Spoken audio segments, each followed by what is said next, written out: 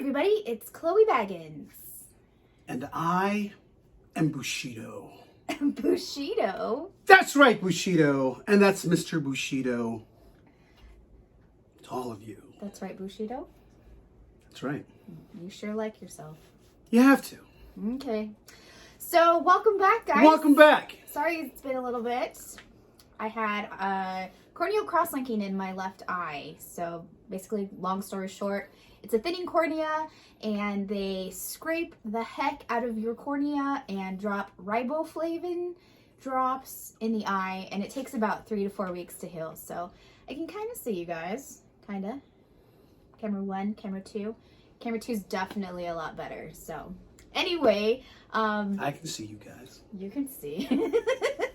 So, we're finally getting to WandaVision episode 7.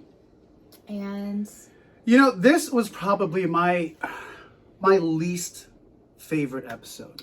so it opens up in a very unique type setting. And for those of you who grew up in the early 2000s, maybe like teenagers, young adults, We were in university at that time. it's kind of based on like the Modern Family, which is funny because Modern Family is an ABC style TV show. You didn't watch Modern Family, right? No, but the first TV show to have the main character break the fourth wall and actually address the audience, the Bernie Mac show. Yes. Great Bernie Mac, God rest his glorious soul, pioneered that. I never watched Bernie Mac. It's a fantastic show. We should watch it when we find it. So it was very, breaking that fourth wall type of. I didn't like it. I think that the charm of the show it's gone because they're focusing now on modern television shows.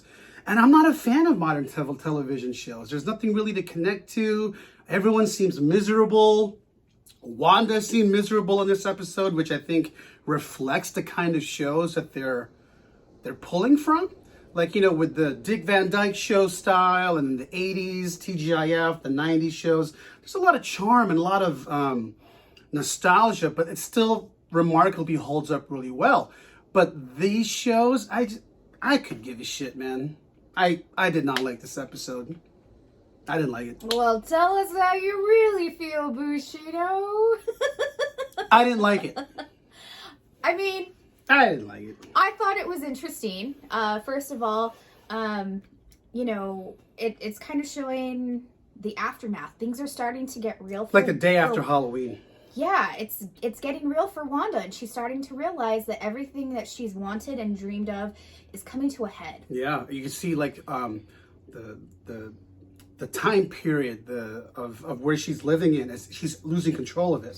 The boys are playing like GameCube, and then it's like Uno, and then we have the almond milk, and then it's like 1980s milk, and it's just like she's like, oh my god, I can't do anything about it. I can't fix it. So if that's not kind of proof that Wanda has not been controlling the entire situation all along. But before we get to who is, let's talk about Rambeau, Monica Rambeau. Look like somebody's turning into Photon.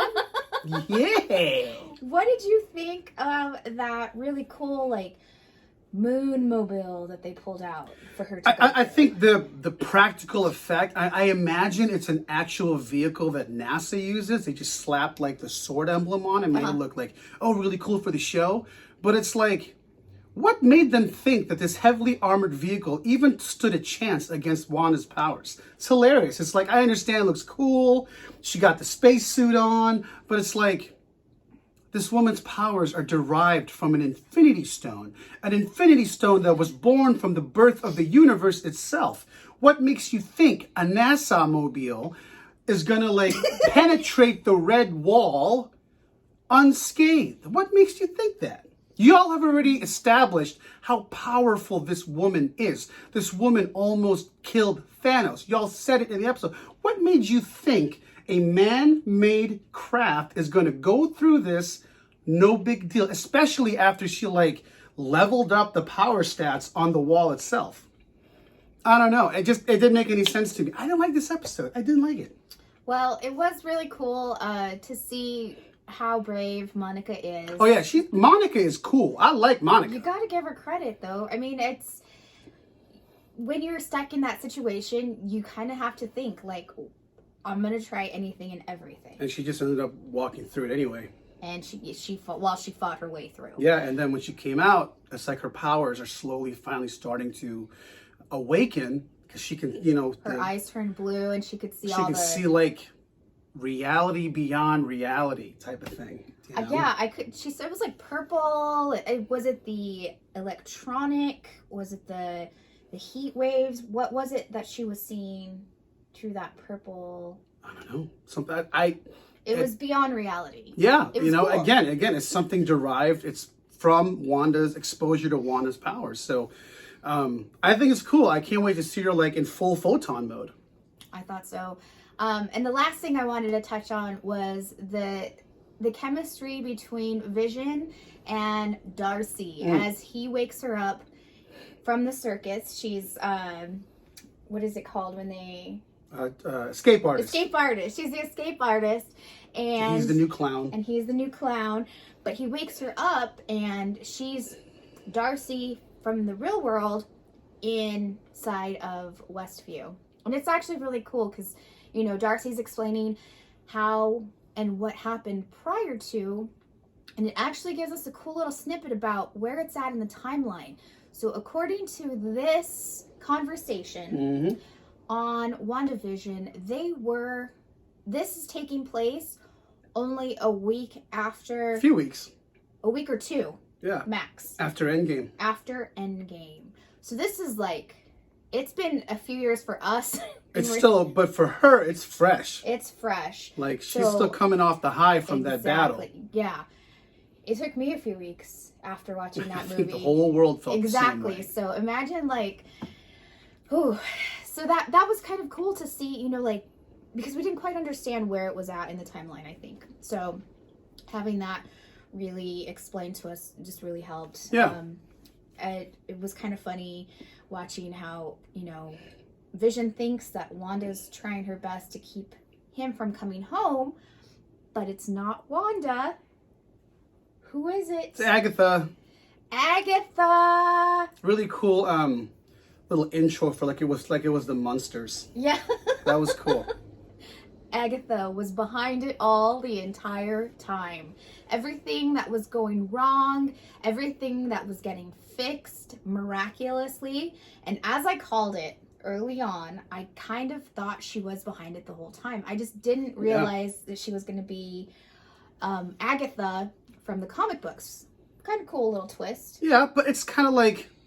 You'd think it'd be a bigger, like, holy shit person, you know? You don't think that maybe she's, like, working with someone else? Yeah, so you're hoping that there's going to be a further revelation to her revelation of being the person pulling the strings. But then at the same time, at the end of the episode, she clearly puts a mind control on Wanda. And it's like, what is powering you that you can control Wanda? Like, that was her thing in Age of Ultron. Remember, she mind melt, like she controlled all the minds of the Avengers and made them hallucinate. So now that we know it's Agatha, and she's the one pulling the strings, so she clearly has powers. At the end of the episode, you see her put the mind control on Wanda, and it's like, how can you do that? Where are your powers coming from that you can put powers over Wanda, who is not only created this assimilation, but also has her powers coming directly from an Infinity Stone? Like, how do you do that? Well, I think because she's built trust with Wanda. So she Wanda, put her guard down? Yeah, Wanda's guard is not up. That's true. So Wanda's not trying to fight her off. That's true.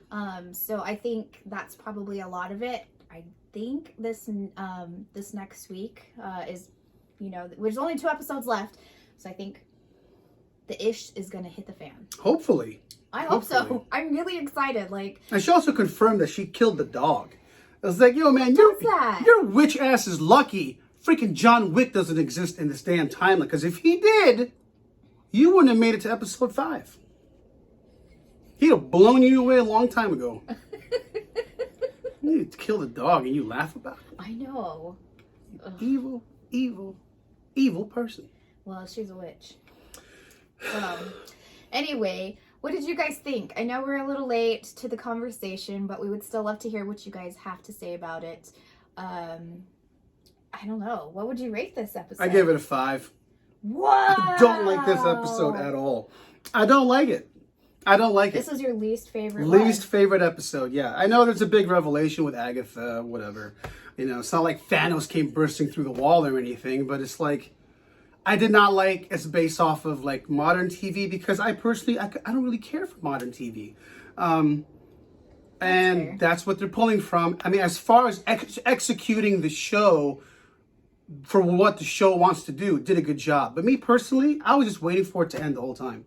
I was like, I don't like this. I don't like the episode. Not at the fault of the actors or anything. I understand they're in that time period of shitty television, I guess. I'll call it shitty television. Well, it's the 2000s. Yeah, I don't care about that. Yeah. So it's like, okay, get to the good part. Let's get to the next episode. 5 out of 10 Baggins. Wow. I didn't hate it that much. I loved Modern Family, so I really liked the cool modern twist to it. So I would rate this one probably 7 out of 10 Baggins. Wow. Not my favorite, yeah. But I did like the progress that was made in the episode. Answered some questions. Always, it's never long enough, but I mean, I guess we can't always be happy, right? That's cool. I mean, you can't expect like every episode to be like 9s and 10s and stuff. Of course, it's gonna dip and it's gonna the ebb and flow. The ebb and flow is gonna cater to certain people's tastes. Some it won't, and it's cool. I still love the show. It's just the episode was like if I had the Blu-ray set, I would skip the episode. What? Yeah, I would go to the next one because it. So anyway, tell us what you guys think. Make sure to like and subscribe. Make sure you give a shout out to the Bushido and the Baggins, even though I can only see you out of my one good eye. And as always, be good to yourself and to those around you. Stay safe, stay healthy, and no matter what, be excellent to each other. And Wakanda forever. And ever.